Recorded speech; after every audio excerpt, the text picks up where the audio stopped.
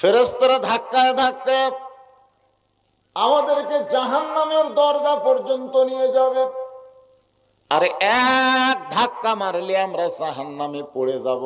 আর কয় ধাক্কা? আপনারা বলেন তো, জাহান্নাম ওপরে না নিচে? আর বেহেশত?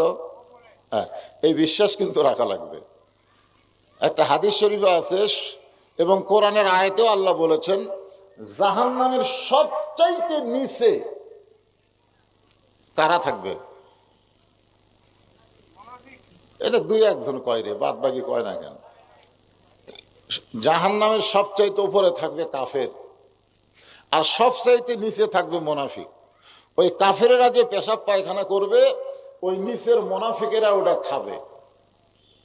কার পেশাব পায়খানা? কাফেরের পেশাব পায়খানা মুনাফিকেরা খাবে। সাহাবীরা বললেন,